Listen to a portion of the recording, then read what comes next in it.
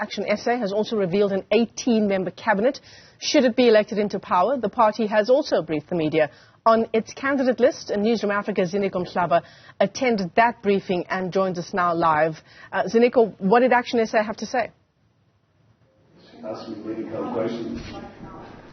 Good afternoon, Michelle. Well, I can tell you right now there are some changes which ActionSA is proposing and putting on the table, such as the introduction of new portfolios. One of those is the portfolio of substance abuse, but also, replacing police with law and order. But looking at the broader make of the team, you can see that there are current 3 notable leaders of the ActionSA who are part and parcel of that cabinet or proposal, shadow cabinet. I'm talking about the current chairperson of the party, Mr. Bowman, but also Ms. Ngobeni, who is the current spokesperson of ActionSA, but also the veteran of the party who has been in the game of politics for some time, served with the DA, Mr. Athol Trollip, who has been given the responsibility to head the issue, the portfolio of land and agriculture. But let's talk to Mr. Mashaba now, the president of ActionSA, about this team. Mr. Mashaba, I think it will not be fair for me to notice that there are current leaders of ActionSA who are proposed to be deployed into Parliament under those portfolios which I just mentioned in my intro. What I will say, to some extent, isn't that catered deployment?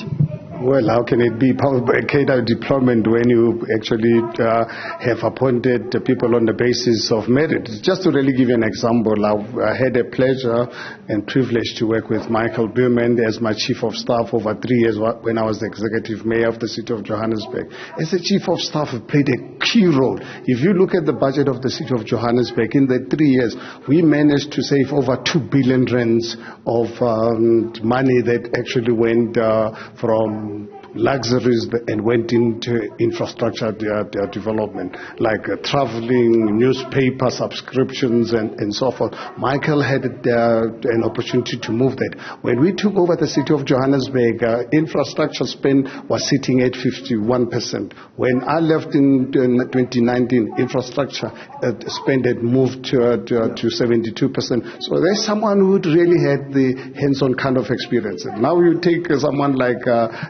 Lerato Ngobeni, really has been with us from the days of the People's Dialogue. But so you cannot obviously differentiate and I think disadvantage people because One will say, Mr. Mashaba, then there's a thin line between deploying someone based on the capacity or skills or based on the trust you have, the faith you have in his or her potential, due or based on the fact that you've worked with them before. So I would say to some extent there's a very thin line. But moving on now, let's get to the point of the team that we've assembled here. We've got Michael Bowen, who's going to be responsible for infrastructure and public enterprises.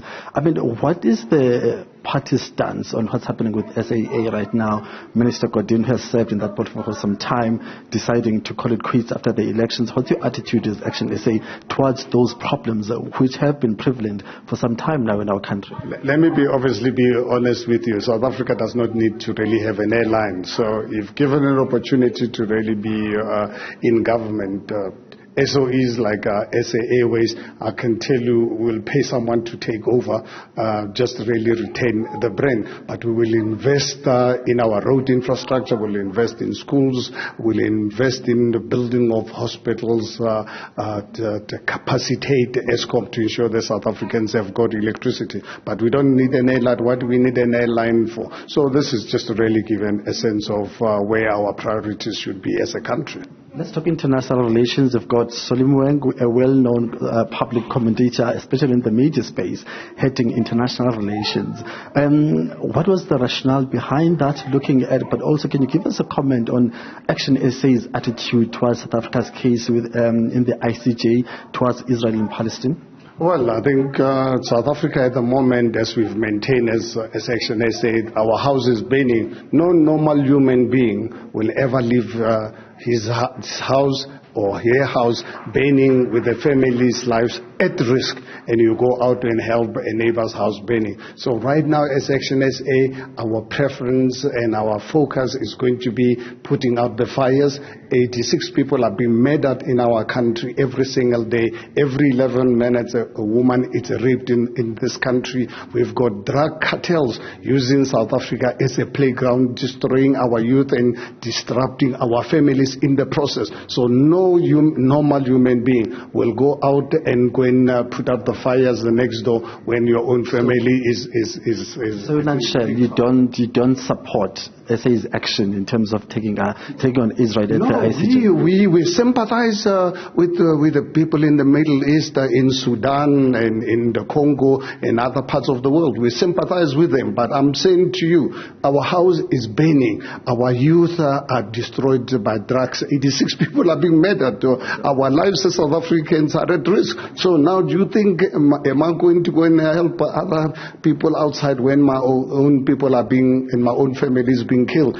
And no normal human being will ever take a stance like that. We sympathize with them, with all people of the world, into the Middle East, Sudan, the Congo. We pray for them that leadership must emerge in those countries where people must learn to coexist. Thank you very much, Mr. Mashal. You're welcome. Thank you very much. That's ActionSA President. They're just giving us insights on the cabinet or shadow cabinet that has been presented to the nation today.